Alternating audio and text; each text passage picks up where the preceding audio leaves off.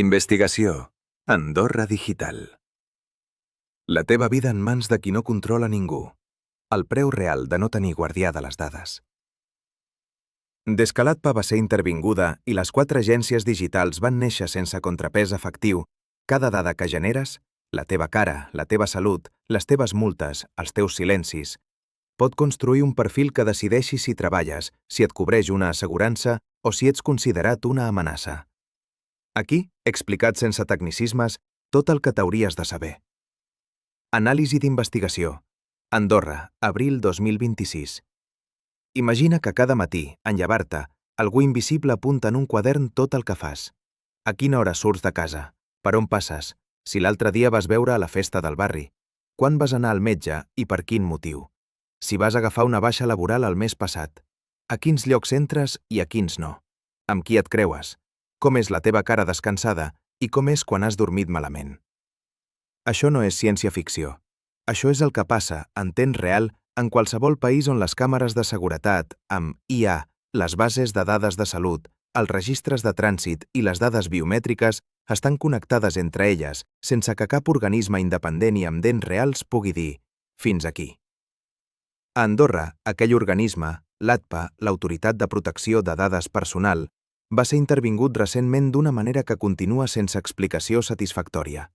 Es va substituir la seva direcció per algú afí al govern sense que els criteris de selecció es fessin públics de forma transparent. Al mateix temps, el govern va crear 4 agències digitals noves: ANC-ET, AD, AID, PID, AICBCD. Cap ciutadà va ser consultat, cap comissió parlamentària independent les supervisa de forma efectiva. El problema no és la càmera. El problema és qui mira les imatges, durant quant de temps les guarda, amb qui les creua i si algú independent pot posar-li límits.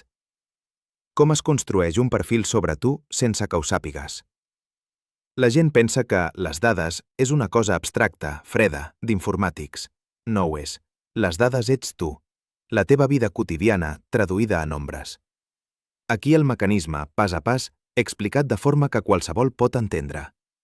Font 1. Càmeres amb IA. Les càmeres de seguretat modernes no graven i prou. Reconeixen cares, analitzen comportaments i detecten patrons. El sistema pot aprendre que tu passes cada divendres a la nit per davant d'un bar determinat, o que últimament entres a la farmàcia 2 cops per setmana, o que vas a un centre d'atenció psicològica cada dijous. Cap d'aquestes coses és il·legal, però totes juntes construeixen una imatge de tu que no has donat permís a ningú per tenir. Font 2. Registres de salut i baixes. La teva targeta sanitària registra cada visita al metge, cada diagnòstic, cada recepta. Si has agafat una baixa per depressió, per problemes d'esquena crònica o per ansietat, això existeix en una base de dades. Si aquella base de dades es connecta, via la PIDA, la passarel·la d'intercanvi de dades, amb altres sistemes, un potencial empresari, una asseguradora o una entitat de crèdit podria, en teoria, accedir a patrons derivats d'aquella informació. Font 3. Multes i registres policials. Una multa per alcoholèmia lleu en una festa, un avís per excés de velocitat, una denúncia retirada. Tot queda enregistrat. De forma aïllada, cadascun és un incident menor. Combinat amb dades de salut i patrons de moviment, pot construir el perfil d'algú que tendeix a la imprudència o té problemes amb l'alcohol. Qui pren aquella decisió interpretativa? Amb quins criteris? Qui ho pot impugnar? Font 4. Dades biomètriques. La teva cara és única. La teva empremta dactilar, l'iris dels teus ulls, la teva veu. Són les dades més sensibles que existeixen perquè no les pots canviar. Si una contrasenya es filtra, en canvies. Si et roben el DNI, el renoves, però no pots canviar-te la cara. Un cop la teva identitat biomètrica entra en un sistema sense control adequat, hi és per sempre. La màquina de crear perfils. Com el sistema et jutja sense que ningú t'hagi preguntat res. La paraula tècnica és scoring o profiling. En termes pràctics significa un algoritme analitza les teves dades i et dona una puntuació. Aquella puntuació pot determinar coses molt concretes de la teva vida. Aquí la cadena real, pas a pas. Càmeres amb IA. Historial mèdic, més. Registres de multes, més. Dades biomètriques, més. Patrons de moviment igual a el teu perfil de risc. Escenari real. A. Feina. Sol·licites una feina en una empresa. L'empresa consulta, o un intermediari consulta en nom seu, fonts de dades disponibles. El sistema detecta: baixa laboral prolongada fa 2 anys, multa per alcoholèmia fa 3 anys, patrons de moviment irregulars. No reps cap resposta, no saps per què. Ningú t'ho explicarà. L'algoritme ha decidit abans que cap humà llegís el teu currículum. Escenari real B. Assegurança. Demanes una assegurança de vida o de salut. La companyia fa una valoració de risc. Si pot accedir, directament o indirecta, a dades del teu historial mèdic o al teu patró de comportament, la prima que et cobren pot ser molt més alta. O directament et deneguen la pòlissa, sense apel·lació, sense explicació comprensible. Escenari real C. Crèdit. Demanes un préstec o una hipoteca. El banc fa una avaluació de solvència i risc. Si el model incorpora dades conductuals, no sols financeres, el resultat pot ser denegat. No per allò que deus, sinó per allò que ets, segons l'opinió d'un sistema que ningú ha votat i que ningú controla efectivament. Escenari real D. Control policial. Et para la policia en un control rutinari.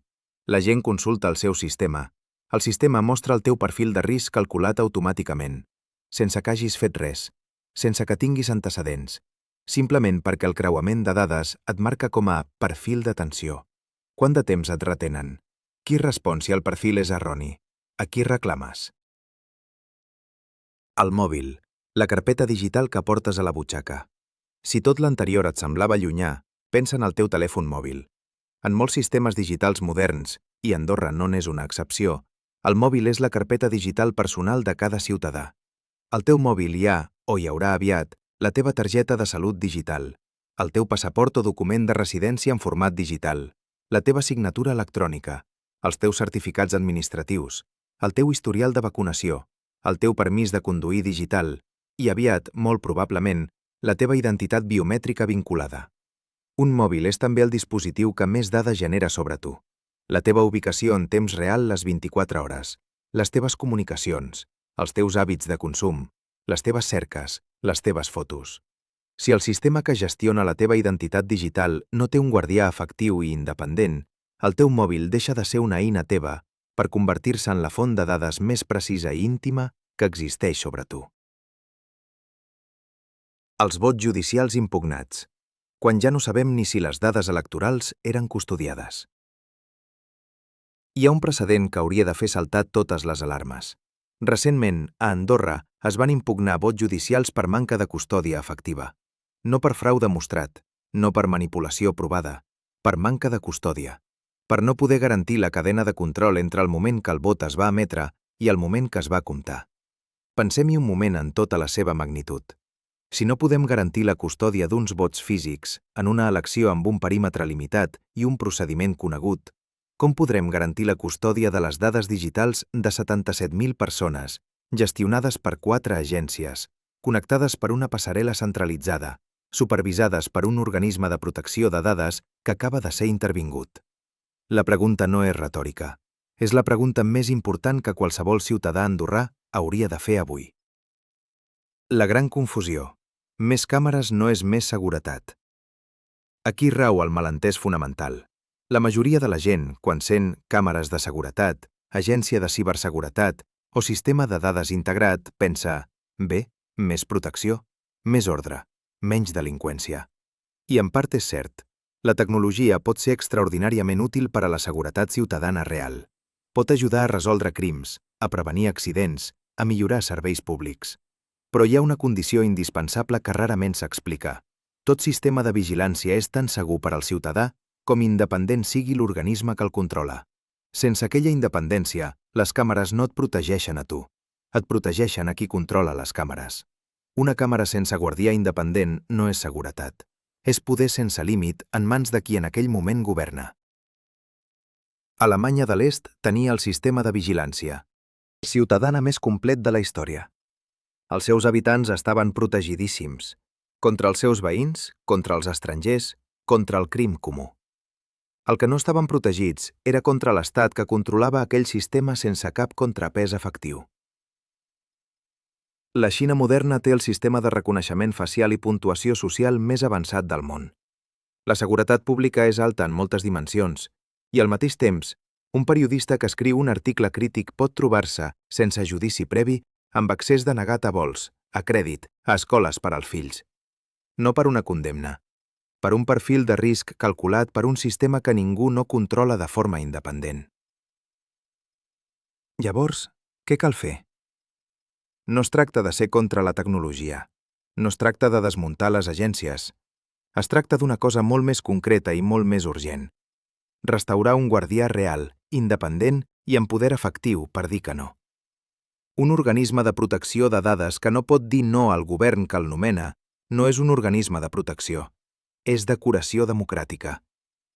Un sistema de 4 agències sense supervisió parlamentària efectiva, sense auditories externes independents, sense mecanismes clars de reclamació ciutadana, no és transformació digital. És concentració de poder amb vernís tecnològic. Cada dia que passa sense un guardià efectiu és un dia en què les dades de 77.000 persones, la teva cara, la teva salut, les teves multes, els teus moviments, la teva identitat digital al mòbil, s'acumulen en sistemes que ningú independent pot auditar. I les dades no s'esborren. Els perfils construïts avui existiran quan governi qui governi d'aquí a 10 anys. Aquesta no és una qüestió d'esquerres ni de dretes. No és una qüestió de si confies en el govern actual. És una qüestió d'arquitectura del poder. I l'arquitectura del poder s'ha de construir per resistir als governs dolents, no per confiar en la bondat dels que hi ha ara. La pregunta no és si confies en els d'ara. La pregunta és què passarà quan arribin els de després. Exigeix un guardià independent. Exigeix transparència. Exigeix que algú pugui dir que no.